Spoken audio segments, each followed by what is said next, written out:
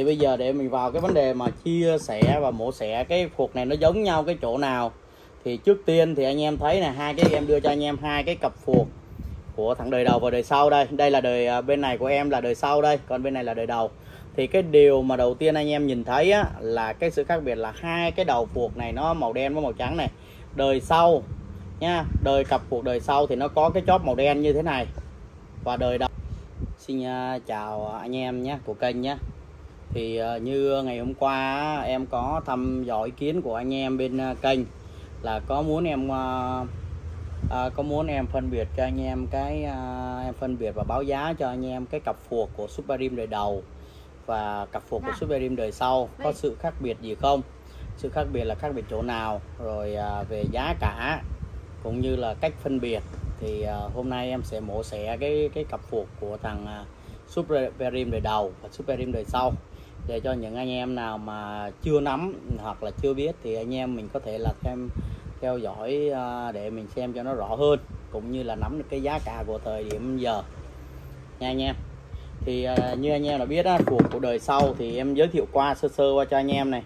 Cái phuộc Super Rim đời sau á là đời năm 2007 thì là nó như thế này đây. Đây anh em thấy không? Cặp phuộc sau của Super Rim đời 2007 á, thì nó như thế này, nó có hình dạng như thế này, đó là đời sau đó. Còn cái đời đầu á thì đời đầu thì nó như thế này này. Đây là đời đầu. Đời đầu thì về hình dạng á, thì nó giống như của Rim Thái đó nha. Đời đầu là em giới thiệu là hai cặp phuộc là đời này là đời đầu này, đó, giống như Rim Thái. Còn cái đời sau thì lúc nãy em mới vừa giới thiệu. Thì bây giờ để mình vào cái vấn đề mà chia sẻ và mổ xẻ cái phuộc này nó giống nhau cái chỗ nào. Thì trước tiên thì anh em thấy là em đưa cho anh em hai cái cặp phuộc của thằng đời đầu và đời sau đây. Đây là đời bên này của em là đời sau đây, còn bên này là đời đầu. Thì cái điều mà đầu tiên anh em nhìn thấy á, là cái sự khác biệt là hai cái đầu phuộc này nó màu đen với màu trắng này. Đời sau nha, cặp phuộc đời sau thì nó có cái chóp màu đen như thế này. Và đời đầu thì nó xi nguyên như thế này luôn. Đời đầu là xi nguyên như thế này nha. Còn đời sau thì đời sau này nó phân biệt là từ cái đời đầu lồi năm 2007 trở đi thì nó đầu lồi thì nó có cái đuôi đen như thế này, ở trên chóp đen như thế này. Còn đời đầu thì nó lại xi như thế này. Đó là cái điểm đầu tiên mà để phân biệt được cặp phuộc đời đầu và đời sau đó nha.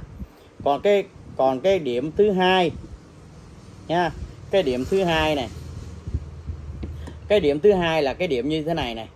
Anh em nhìn thấy rõ cái đời sau á nha. Cái đời sau thì cái đời sau thì cái chỗ đằng này này nó đóng ở cái chỗ vị trí này này thì nó là M40 M4. Đây, bấm rõ cái vị trí này đi mẹ. Đây, cái điểm này là M4 nha. Cái vị trí này này là nó đóng cái chữ là M4. Thấy rõ chưa? Quay thấy rõ không? Không thấy, nó xích nữa. Xích vô ra mấy nè. Được không? Để em quay rõ cho anh em. Đây là cái chữ đóng của M4, phải nhìn rõ nha. Đó là M4. Còn cái phuộc đời đầu á, thì nó đóng là KFV 83. Đây KFV 83. Anh em thấy không? Cái chỗ này là đóng KFV 83 này. Đó. Anh em thấy chưa? Cái đời nếu mà anh em nhìn thấy cái chân này là KFV 83 thì biết là cái đời này là đời đầu. Còn nếu mà KFV M4 á thì là đời sau. Là nó có hai điểm khác biệt như thế. Về cái tổng thể thì nó giống nhau nha. Về tổng thể thì cái hàng hóa này thì cặp phuộc đời đầu với đời sau này tổng thể thì nó giống nhau hết.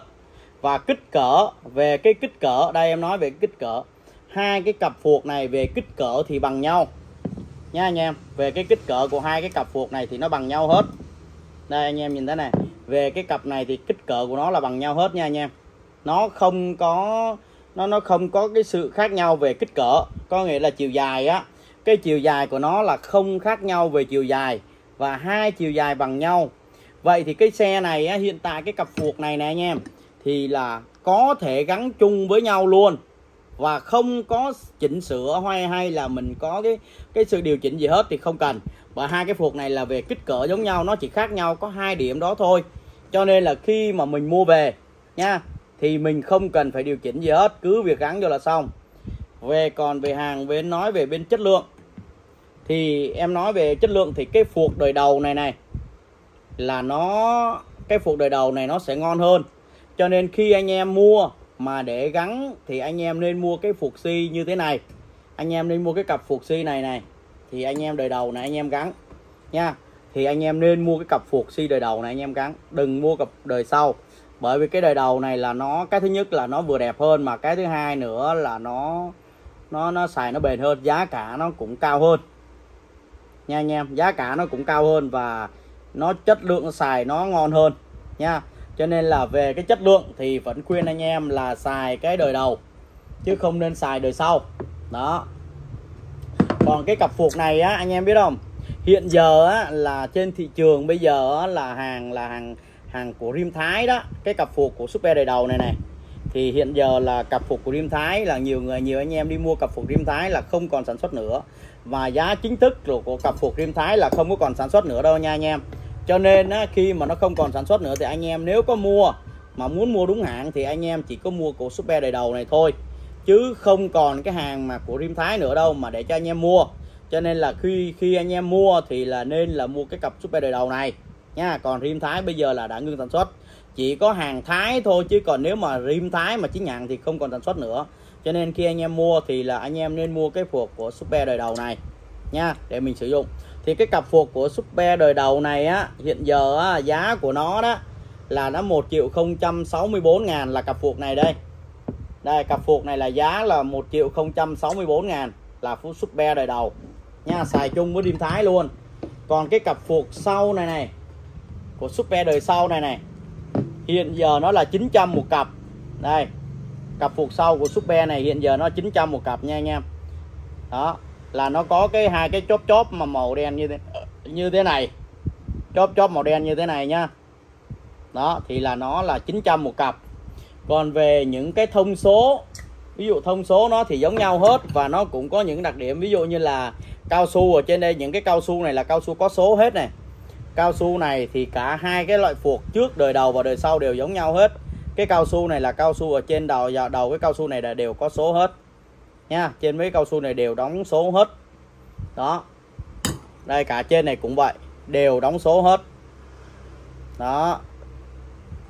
Và phía trên đầu của cái này nha, phía trên đầu của cái này thì nó cũng đều có là những cái ký tự như số, rồi các cái ký tự như chữ đồ đó là nó có nha. Ví dụ như cái chợ trên này thì nó đóng là chữ đâu cơ, nó chữ không có nhìn rõ anh em, nói chung là có chữ thôi nhưng mà nhìn không có rõ lắm, cho nên là không có nói. Anh em cứ về anh em kiểm tra, anh em mua thì anh em kiểm tra. Và trên đây nó có ký tự nha. Đó, anh em cứ làm giống như em là được. Đó. Còn cái đời này cái đời sau này nó cũng vậy luôn. Ở trên đây nó cũng có số này, ở trên những cái cao su này nó đều có số hết nha, đều có số hết. Và trên đây cũng đều có số luôn, giống y nhau hết, nó chỉ khác nhau có 2 điểm đó thôi.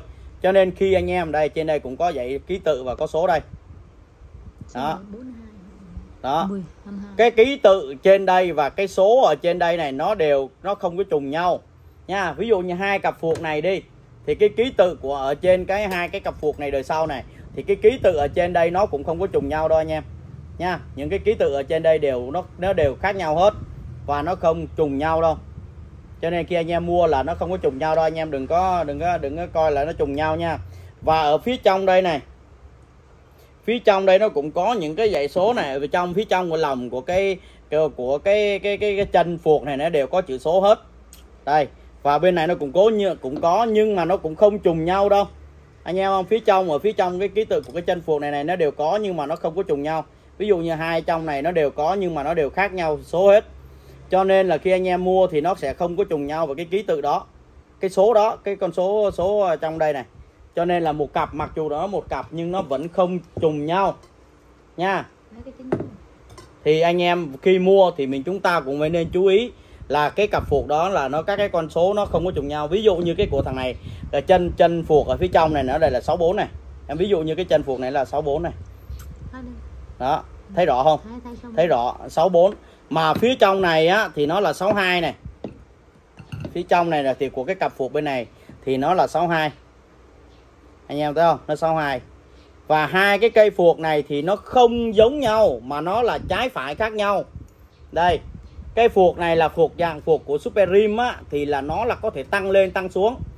Cho nên á, hai cái phuộc này trái phải khác nhau. Cho nên khi anh em ráp á, thì anh em phải phân biệt trái phải nha. Phải hai cái phuộc này là nó trái phải nó khác nhau hết. Cho nên là khi anh em là cả phuộc đời đầu đời sau đều khác nhau. Về cái nó phân biệt là trái phải, một cây bên trái cây bên phải, cho nên không gắn chung với nhau được. Khi anh em mua thì khi gắn mình phải chú ý là bên nào là bên trái, bên nào bên phải. Thì cách phân biệt á, cách phân biệt nha, thì anh em nhìn này, anh em nhìn với bên này đây, anh em mà nhìn ở phía cái chân phuộc dưới này nó có đề cái KFV83 đây, KFV83 này, R nha, R là bên phải, là ký hiệu là tiếng Anh là đọc là right đó, R là bên phải, là đọc là right đó, tiếng Anh là bên phải. Cho nên là thấy R thì nó là cây phuộc bên phải nha anh em, nó là R là cây phuộc bên phải. Còn nếu phía bên này này nó là cũng KFV83 nhưng mà nó là L. Đây. Đây, 83 đây anh em thấy rõ không? Và nó đây là 83 này. Và nó đây là L, L là LED là cái là bên trái nha. Cứ L là bên trái và R là bên phải. Đó, cho nên là khi anh em mua thì khi anh em mua thì anh em phải chú ý ráp là trái phải, chứ không cái này nó không có giống, nó không có trùng một mã, mã này nó hai mã khác nhau mà nó phân biệt trái phải, nên khi anh em ráp thì anh em phải chú ý nó.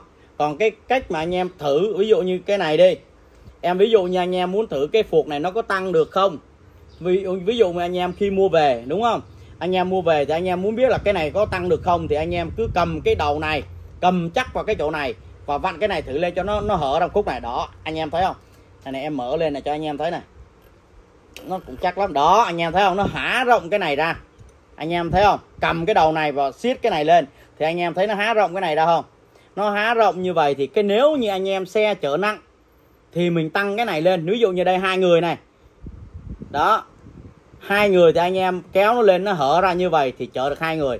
Còn nếu trung bình thì anh em chở được 1 người. Nếu anh em đi một mình thì anh em để số 1 như thế này thôi. Đó, anh em để một nấc như thế này nha. Còn khi anh em đi một người thì anh em để một nấc. Còn khi anh em mà đi 2 người thì anh em phải mở nó lên 2 nấc. Cái này nó cũng nặng lắm anh em. Đó, thì anh em mở nó lên như vậy.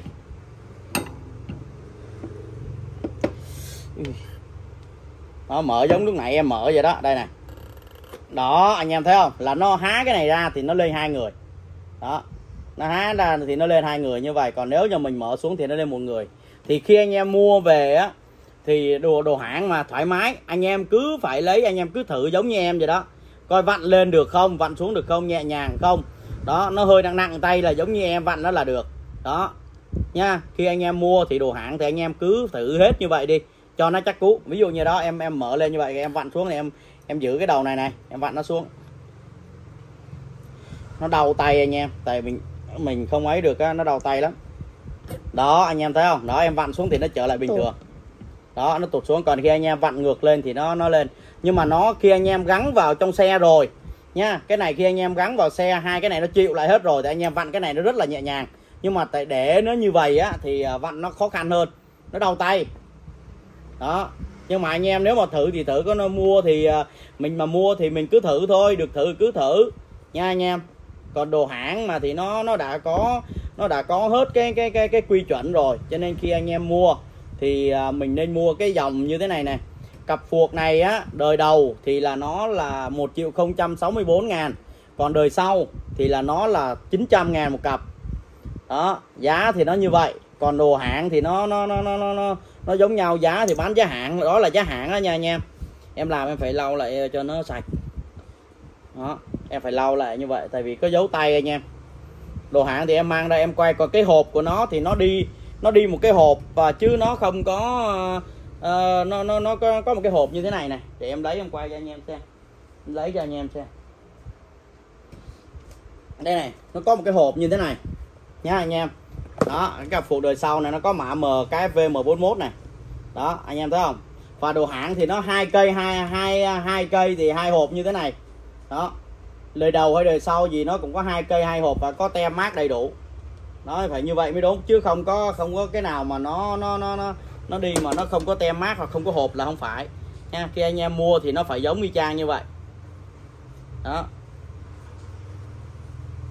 Còn cặp phuộc đời sau thì 900, còn phuộc đời đầu á, thì là nó 1.064. Vậy là nói tóm lại á nha, khi anh em khi mua hàng thì anh em cái điều đầu tiên là anh em muốn mua cho đúng thì cái điều đầu tiên là anh em phải kiểm tra có phải nó hộp như thế này không, 2 hộp nha. Anh em phải kiểm tra 2 hộp như thế này đó. Điều đầu tiên, cái thứ nhất là phải kiểm tra 2 hộp như thế. Cái thứ hai nữa, nếu như anh em mua đời đầu nha, thì á, nếu mà đời đầu thì cái này nó phải xi nha, đời đầu nó phải xi, và cái chỗ đằng này nó phải là KFV 830 83 nha. Nếu mà mua đời đầu thì KFV 83 mà cái đầu này thì phải là xi hết đó. Hàng thì hàng chất lượng hàng hãng. Nếu đời đầu thì giá của nó, giá chính thức của nó là 1.064.000. Còn nếu như anh em mua cặp đời sau như thế này nha, nếu anh em mua cặp đời sau như thế này đây đó, thì cái phuộc cặp đời sau thì nó trên này nó phải có cái đen đen như thế này, và cái mã của nó đó là ở ngay chỗ cái thân này này, cái chỗ chân phuộc này nó là KFV M4 nha, M41 á, nhưng trên hộp là 41 nhưng mà nó ghi đóng vào trong đây chỉ có M4 thôi. Đây này, trên đây chỉ đóng M4 thôi, còn ở trên hộp thì đóng M41 đó. Thì anh em mua nếu đời sau thì mua cái cặp nó thì nó có, và nó chỉ khác nhau có 3 điểm đó thôi, 2 điểm đó thôi. Một là cái này, 2 là cái chỗ này, 3 là cái giá tiền thôi đó, là nó khác nhau như vậy. Còn cái cặp đời sau này là 900 đó. Thì hôm nay thì cặp phuộc rim đời đầu với đời sau thì khác nhau có 2 điểm đó thôi anh em, còn tất cả là đều giống nhau hết đó. Khi anh em mua thì phân biệt đời sau hay đời đầu là như vậy thôi.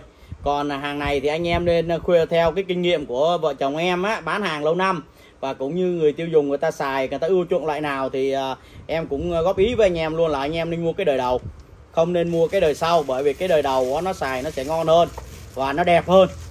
Cái thứ nhất là nó ngon mà nó đẹp hơn, giá thì nó cao hơn chút đỉnh thôi nhưng mà nó ngon nó đẹp hơn, cho nên là mình nên mua cái đời đầu đó. Là em khuyên anh em như vậy. Còn cái đời sau này thì anh em nào muốn đúng đời thì mua thôi, chứ không có ấy. Còn tất cả là đều hãng hết nha anh em đó. Thì hôm nay em cũng phân biệt và cũng chia sẻ cho anh em như vậy đó. Thì anh em cứ tham khảo đi, rồi anh em mà muốn ủng hộ vợ chồng em thì em cảm ơn. Nếu lấy thì nói vợ chồng em ủng hộ vợ chồng em thì em cảm ơn. Còn không có thì cứ lấy cái đó làm kiến thức. Kênh của em là chỉ bán đồ đúng thôi đó, đồ hãng mà đồ đúng không à, cho nên là anh em có thể lưu lại làm kiến thức để sau này mình có mua hàng cho nó đúng thôi. Mong muốn của vợ chồng em cũng chỉ mong á là khi anh em hư một món đồ nào đó và anh em gọi cho vợ chồng em mà lấy ít lấy nhiều gì thì anh em cứ nhớ tới vợ chồng em là được. Còn cái giá cả thì có của hãng hết, giá cả thì đồ là đồ chất lượng mà, nên là giá hãng chứ không phải giống như trên thị trường bây giờ đồ nó nhanh nhản á, mà toàn hàng nhái bán rẻ rề à. Cho nên là bên em người ta không có làm mấy cái dòng đó, mà người ta chỉ làm đúng hàng để xài có chất lượng thôi. Em chỉ thích hàng chất lượng thôi, cho nên là em chỉ làm hàng chất lượng thôi. Còn anh em mà muốn hàng rẻ thì thua đó. Còn anh em nào mà nhớ tới vợ chồng em thì muốn mua hàng chất lượng thì ghé vào ủng hộ vợ chồng em. Và có gì thì bình luận ở trên kênh nhé. Anh em muốn em làm video đời nào phân biệt cái gì thì anh em cứ làm ở trên đó. Đồ của bên em thì tương đối là 60-70% là tương đối đầy đủ từ đời series trở đi về sau này nha. Cảm ơn anh em đã theo dõi và lắng nghe vợ chồng em nhé. Chúc anh em nhiều sức khỏe. Tạm biệt anh em nhé.